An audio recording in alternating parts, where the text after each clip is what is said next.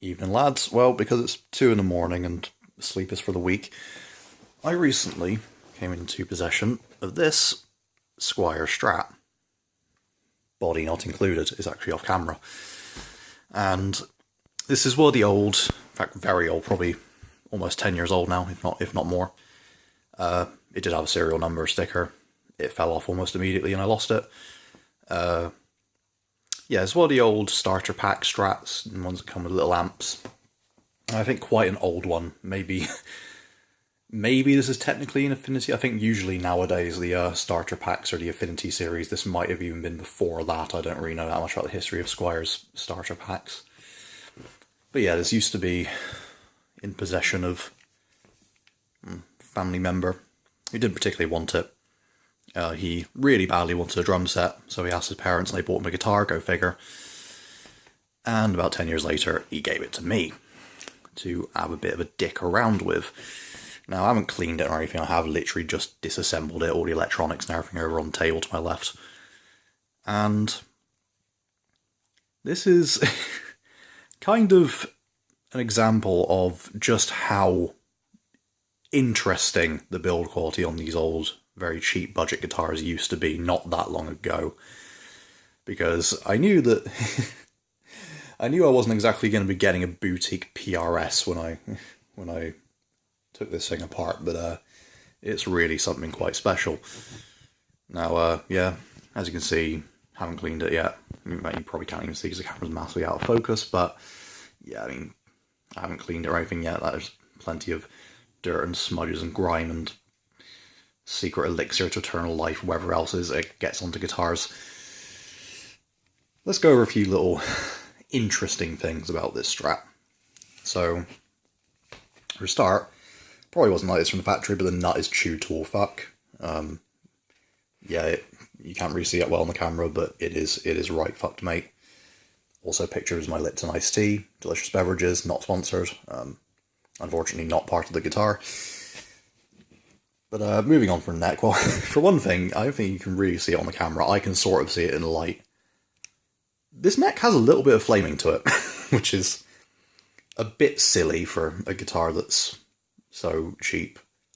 It's very subtle, you know, you need a very aggressive stain to even really make this show up in, you know, natural light. But it is there. Now, moving on, there is a reason I haven't shown the body yet, you know, just you wait. So, for one thing, you'll see those are a bit drunk.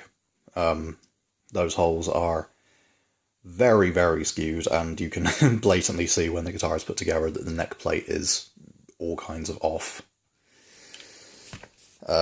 Also a bit drunk. the 12 fret side dot inlays, yeah, looking a little bit like Sloth from the Goonies there. I don't know what these inlays are made of on the front of the neck, but they're very silver and not very white. To the point where you almost can't see them in bad light because they sort of blend into they're a bit too dark, they blend into the fretboard a little bit. There's a body here. Oh dear. Yeah, so let me move out the light here. So you can see the routing is, how do we put this politely? Well, we don't. It's a bit fucked, isn't it? So you can see it has been routed for humbuckers in the neck and bridge. Very standard sort of cheapy guitar routing where you can kind of use one body template and stick whatever the fuck pickups in it. As you can expect, neck pocket, yeah, the holes are, as we discussed with the neck, massively off. Covered in what appears to be some kind of semen on the inside, which is lovely. Send this off to a clinic and make a baby out of it, presumably. Now, other than the obviously off-routing, there were also some, well, interesting oddities in the finish. You can see if I hold up to the light. Yeah, I'm not quite sure what's gone on there. There's some kind of, like, run that's happened. This is a bit that's hidden under the pickguard usually, but interesting. And speaking of bits hidden under the pickguard,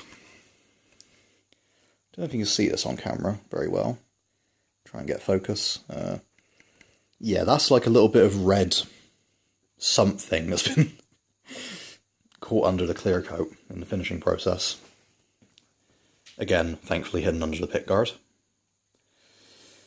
Now, another interesting thing, you won't actually be able to see this really because I've already removed all the hardware. Well, for a start, just take a moment to appreciate those lovely, wonderful, very precise holes for the grounding cable. Yeah, those are the holes for the tremolo claw. Yeah, they didn't even try to line that with the center, and you can see they're all kinds of off. Like, the screws are drilled in at a massive angle, and the claw's over here somewhere. Yeah, and the tension on the bridge was not at all even. It made the tremolo really a little bit strange feeling.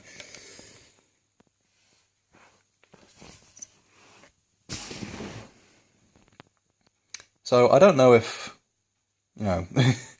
Squiers are still this, looking like a Jackson Pollock painting on the inside and a bit of a dog's dinner with the routing. But certainly about 10 years ago when this was made, yeah, this is what you're getting for your money, which, granted these are very cheap guitars, but Jesus Christ, oh yeah, there you go, you can sort of see. Can I get a shot? Well, no, not really. Well, yeah, there's a little chip of something under the clear coat there, like I said. As for the hardware, I mean, it was all about what you expect. Pretty cheap bridge, pretty cheap electronics. Actually, nothing was like really egregiously bad about the soldering. That all seemed pretty good for the most part, or at least about what you'd expect for this price point even now. But